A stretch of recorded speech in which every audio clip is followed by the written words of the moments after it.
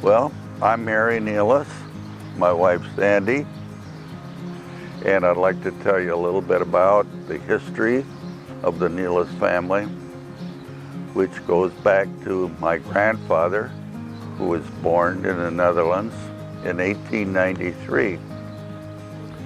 And back then, they had a farm, a tulip farm, and as time went on, my father was the oldest of 12 children.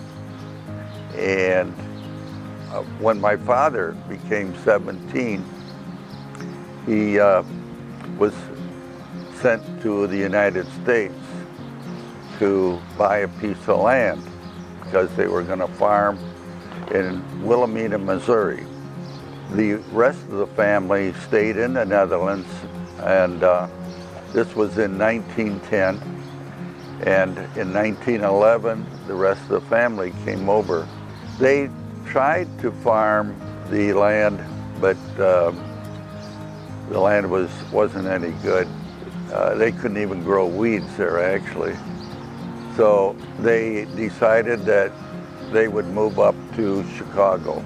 About 1913, the whole family moved to Chicago, and they went to work in various places up there. I think my dad worked in a shoe factory, and when the family came to the Wilhelmina, Missouri, my mother's family also went to that area, and that's where my father met my mother. But at that time, my mother was only 13 years old. My mother worked at the telephone company, and my dad worked in the shoe factory. After a few years, my dad heard from a friend of theirs, Chris Van Brock, that they should maybe come up to Holland, Michigan, because farming was much better up there, and my dad, who was the oldest of 12 children, decided that the family could move up to Holland, so they did this. They bought a little piece of land on Lakewood Boulevard, and they started farming. My mother's family, he was a plasterer, but he always wanted to be a farmer. And then they came up to Holland, Michigan, but because he wasn't any good at farming, they decided to move back to Chicago. So in 1919, when they came to Holland, they started growing vegetables, and they also planted celery. They did this for a few years, and my mother, who knew my father, the family decided they were going to try farming again. And so they tried it out, but they also were on Lakewood Boulevard, but weren't any good at it, so they moved back to Chicago. They grew the vegetables and they grew the celery, and they would sell them to the hotels that were in the area. In 1922, they started Nealis Nurseries, and they had plants and shrubs and so forth. That is also the time when my dad decided that he was going to get married, so he writes my mother and says, "If you're interested in me, you'll answer this letter." And my mother answered the letter, and my dad went to Chicago, married her, and brought her back to Holland. Anyway, we were in the nursery business, and we did a lot of nursery business for individual homes in the area. A lot of people from Holland Furnace Company, they used my dad quite extensively. In 1924, that's when they planted the first daffodils, and that's when my oldest sister, Mary, was born. We planted daffodils for 2 or 3 years, and we kind of got out of the nursery business a little bit. In 1926, there was an embargo that went into effect, and they couldn't export daffodils anymore.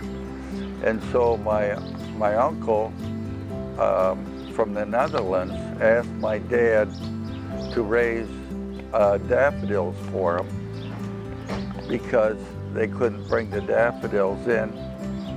So they gave my dad $2,000, and he used that money to, when the Depression came, to take care of his family, plus his brothers and sisters, the Neelises, my grandfather and my grandmother. In 1929, we had our first crop of tulips. Now that's the year tulip time started. I don't know whether tulip time started first or whether my dad's crop was first, but it was both in the same time period. So then we start getting a lot of people coming out on Lakewood Boulevard, and with tulip time starting, it soon became more important to grow the tulips than it was to have the nursery stock. So they kind of phased that out. In 1941, of course, the war came, and so they had a tulip festival in 1942, but from 1943 to 1946, there wasn't a tulip festival. During the war years, we planted a crop of onion seed for the war effort. Everybody that was in farming had to do something for the war effort, and that's what we did. My dad did not go to, he was too old to be in the service, but a couple people that worked for him, like Harry Killeen, he kept him out of the service because my dad needed him at the farm. I suppose you want to know a little bit about me growing up and on the tulip farm. I can remember a story with my grandfather. He always used to like to make fires along the ditches, and we always ended up putting it out because the fires got away, and all the kids at the tulip farm are fighting the fires. So from that time on, my dad wouldn't let my grandfather start any more fires along the ditches, because the one burned about 50 acres of land. How about when you went to their house for coffee? Yeah, well, my grandpa and my grandma loved to have company, so it was mandatory that when at 9:30 and at 3 o'clock, we had to go to Grandpa and Grandma's for coffee. And at the age of 4, my grandmother gave me my first cup of coffee. So it was mostly milk, but it had a little coffee in it, and that's the way I've been drinking it ever since. We worked on the farm from about 7 years old, I'd say. We harvested the tulips, and I used to always side with the guys I worked with, and whenever we had a dispute, I'd stick up for them. So Harry Killeen, that was my dad's straw boss, called me sabotage. So we used to work in just a pair of shorts and tennis shoes, and we worked that way all summer.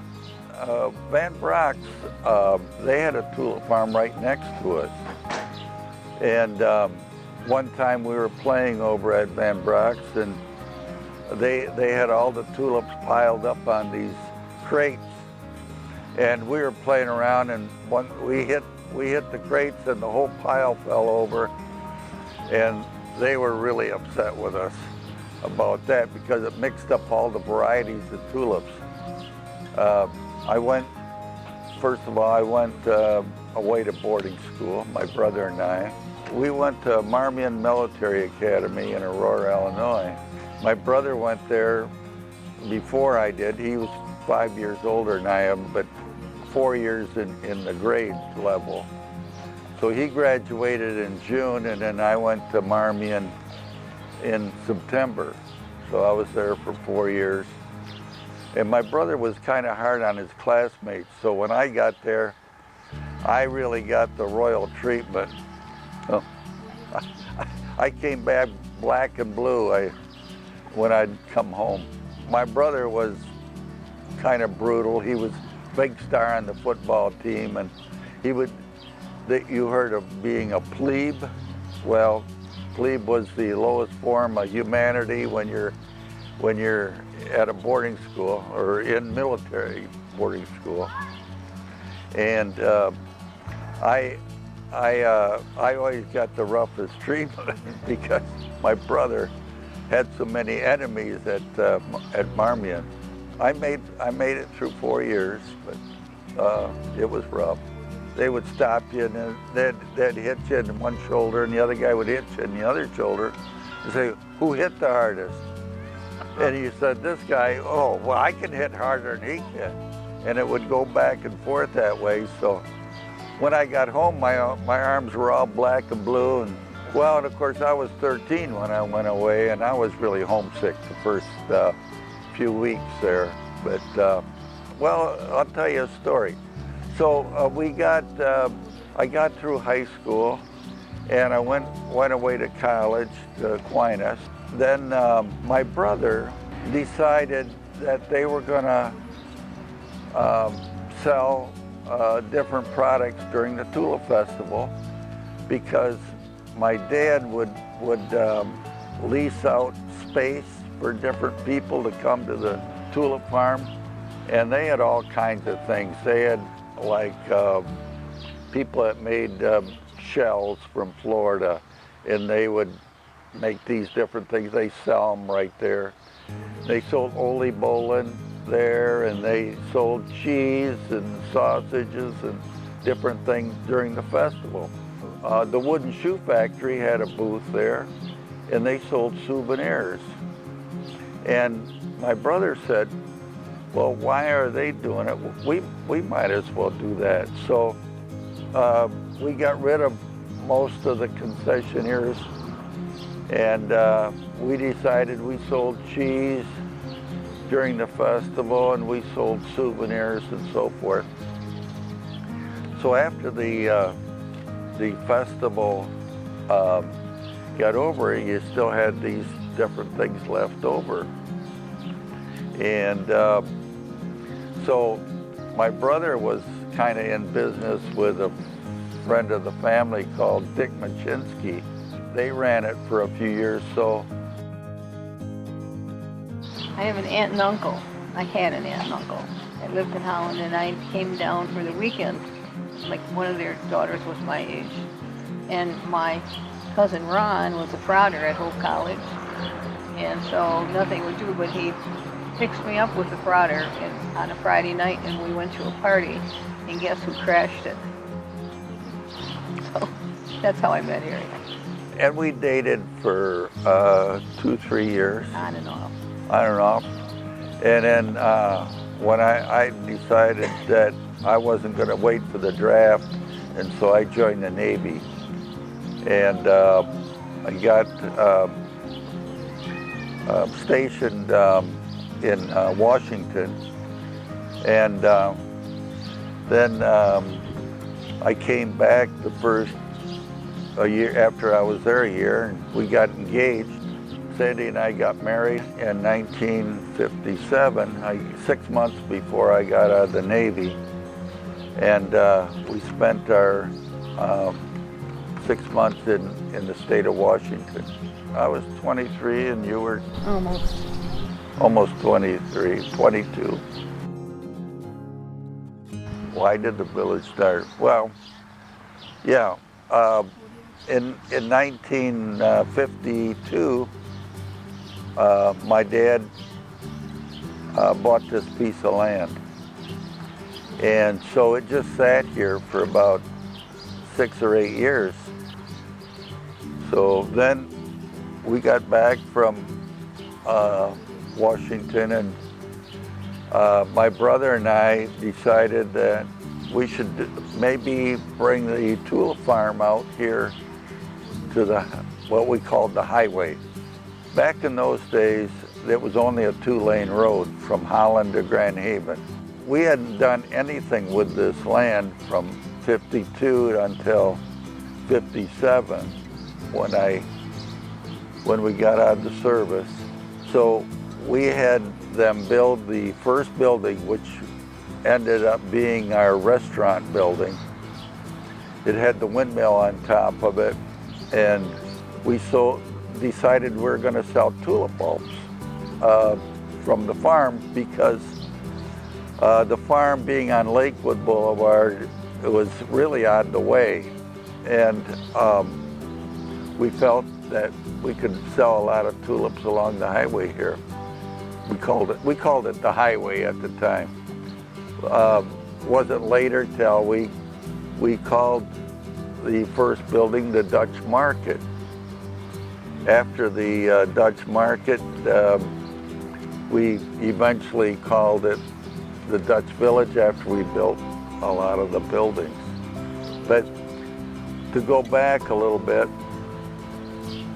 we sold the tulip bulbs, but we also had some souvenirs that were left from the previous tulip time.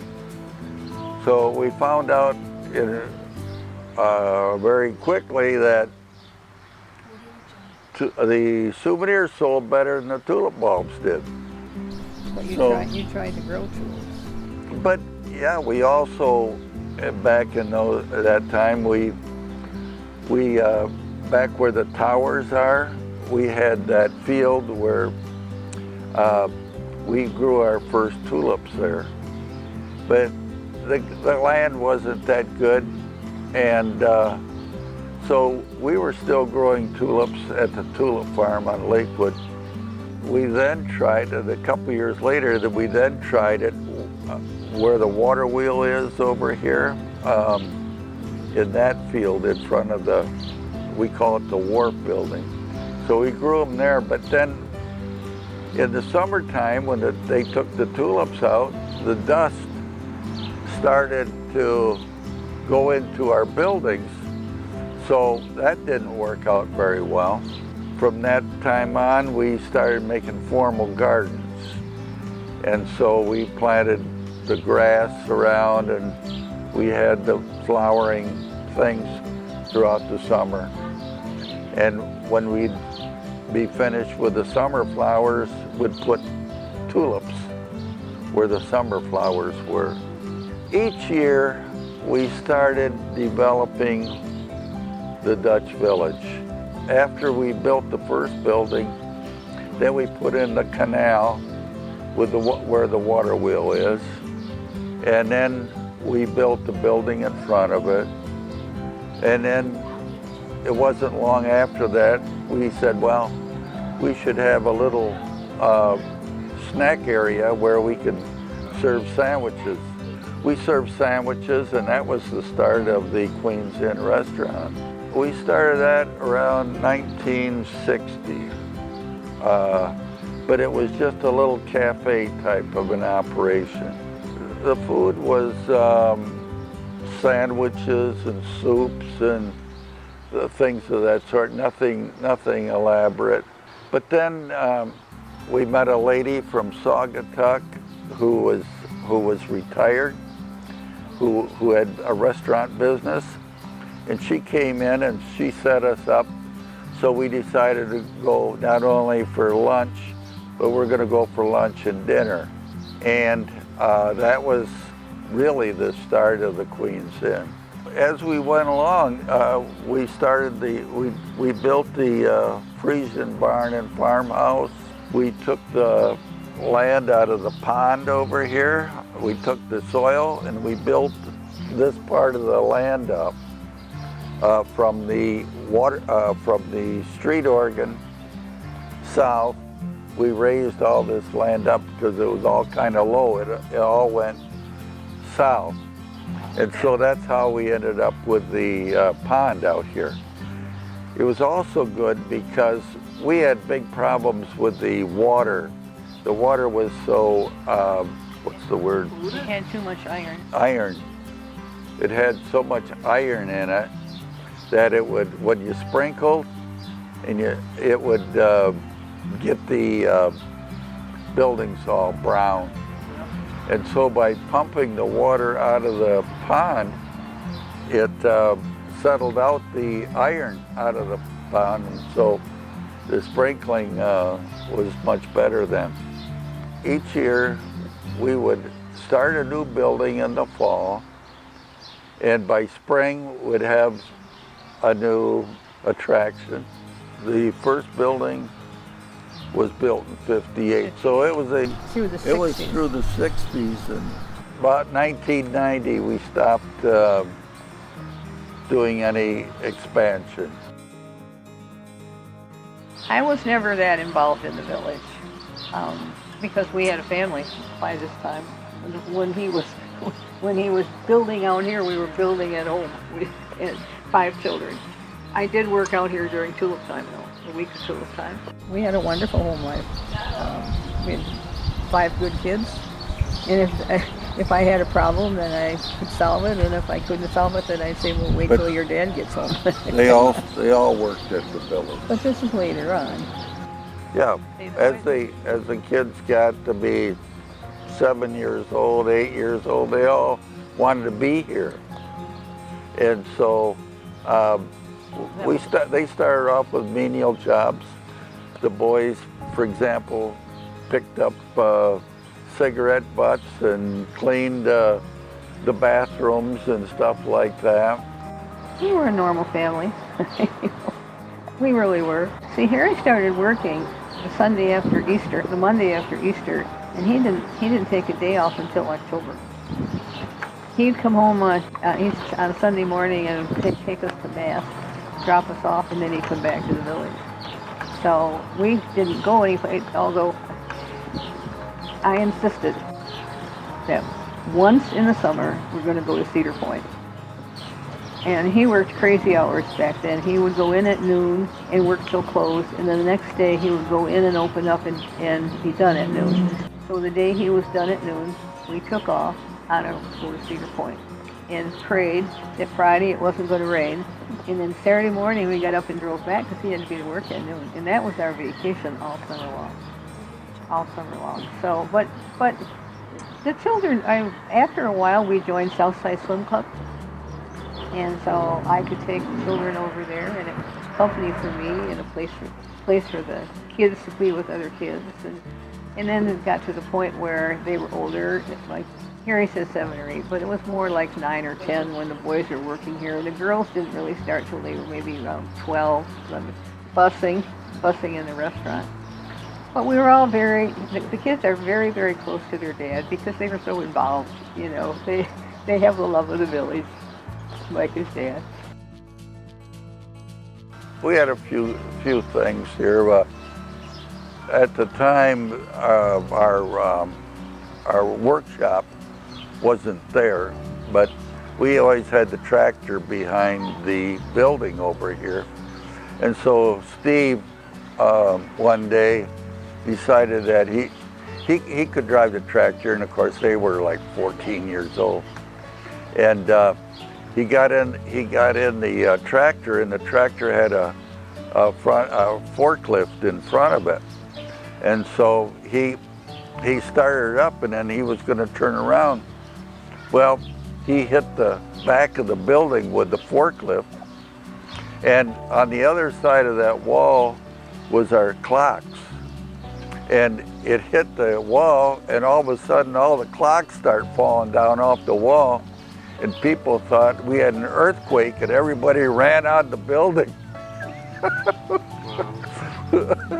That was one experience. Another one was we were building the carousel building, and we were putting the I-beams up around the carousel building, and Harry was in the bucket of the tractor, and we were putting the beams across, and he was putting the nuts to attach them to each section. Then he yelled down to me and he says, "Hey, Dad," he said, "I need some more nuts." So I jumped off the tractor and I reached down to get the nuts, and the tractor's moving. I didn't have the brake on, and the tractor ended up in the pond. And Harry's holding on to the I-beam like that, and he finally made it down, but looked in the only thing that was visible in the tractor was the bucket.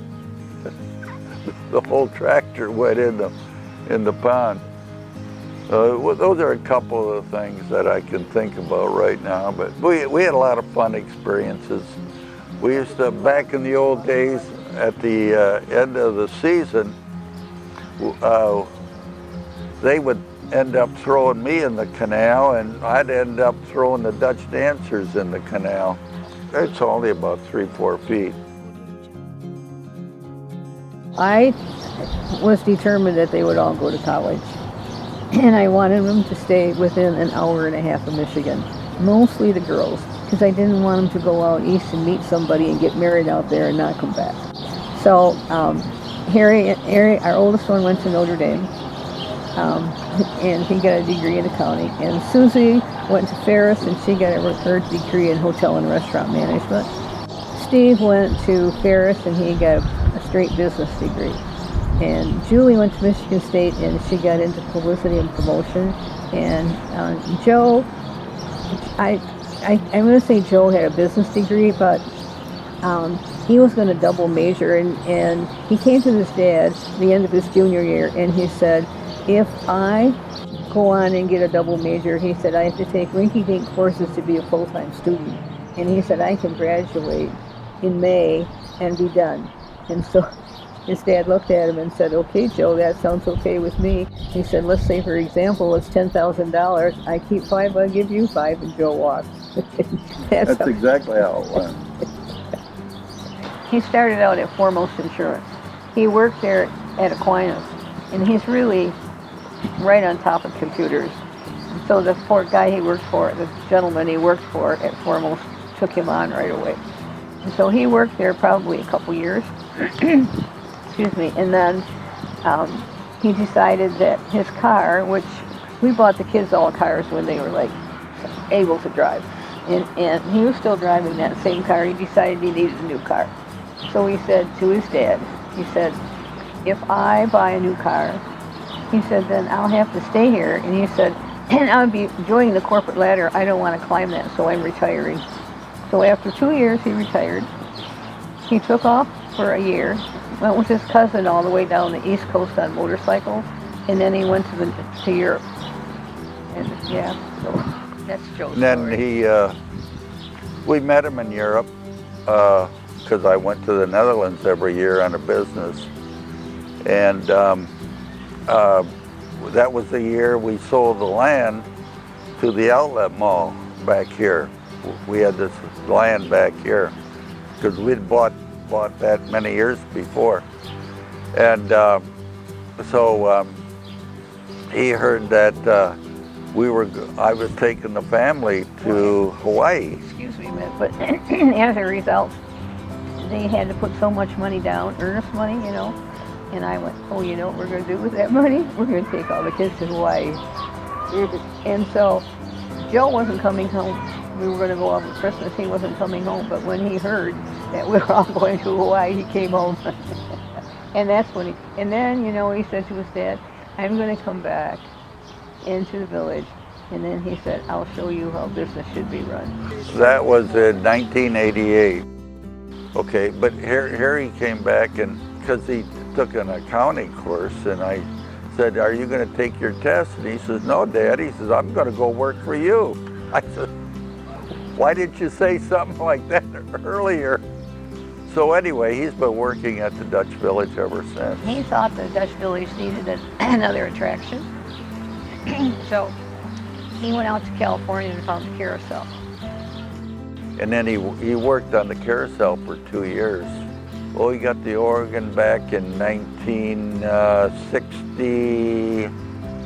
5, about 65. He came in New York, and he had to drive over there and pull it back.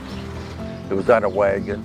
And he was going through customs, and the customs fellow said, "What do you have back there?" And he said, I got a street I organ." have an organ." And he said, "If you have an organ, I'd love to see your monkey."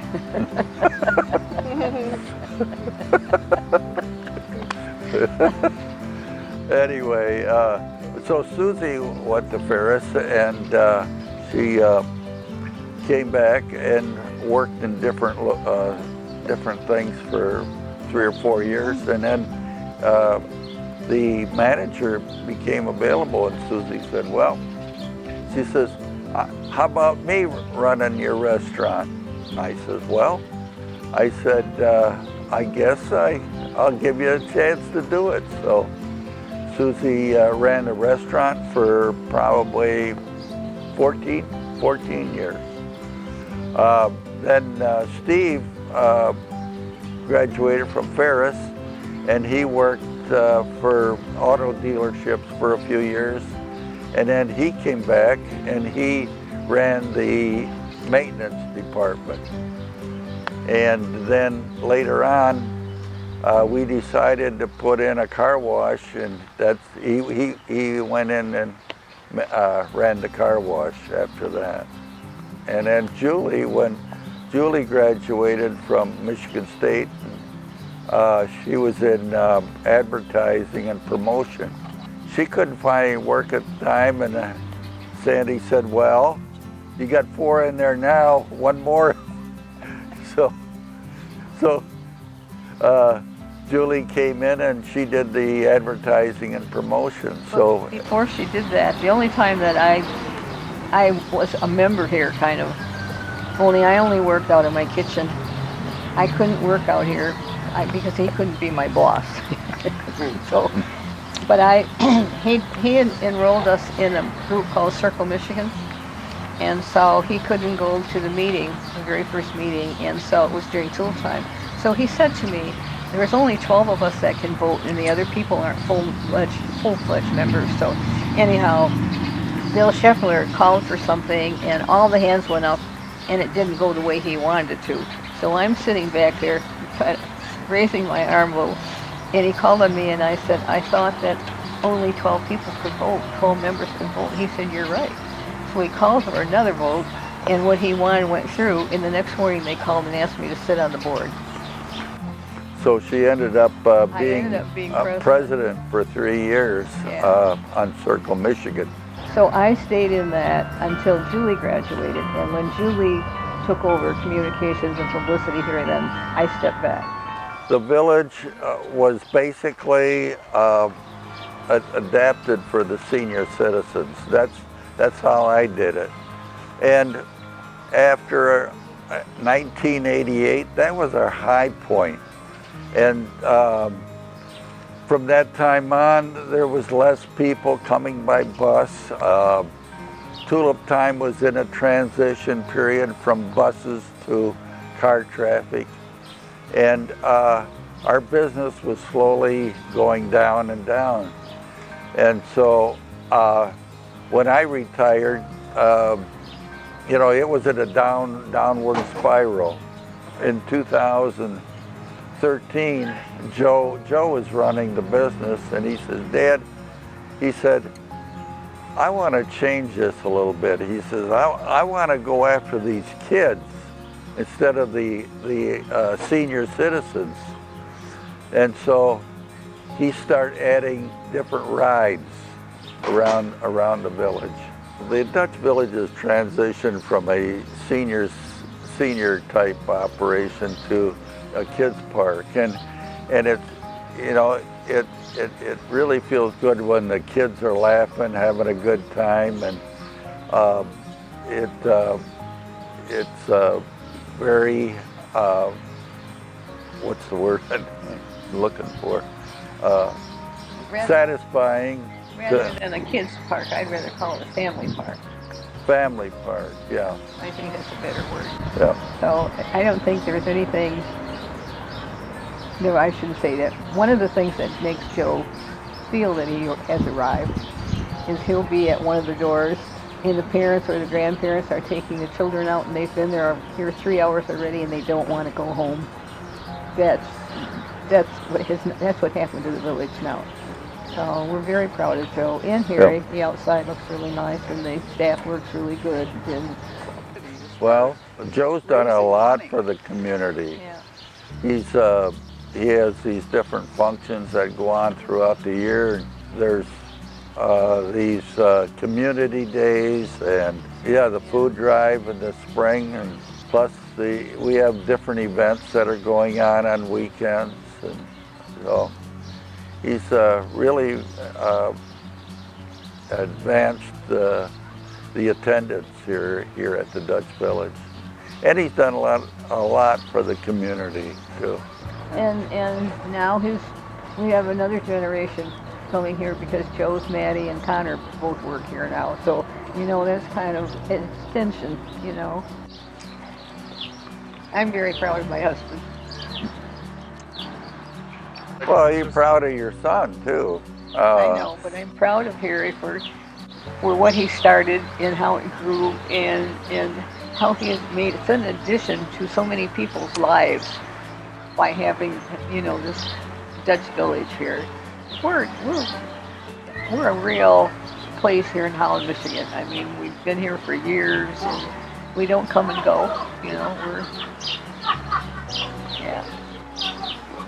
Well, it's nice that we can carry the legacy on that Joe found out that he had to make a change, and it probably wouldn't be anymore if it weren't for the fact that he made the change, because it was definitely going south before.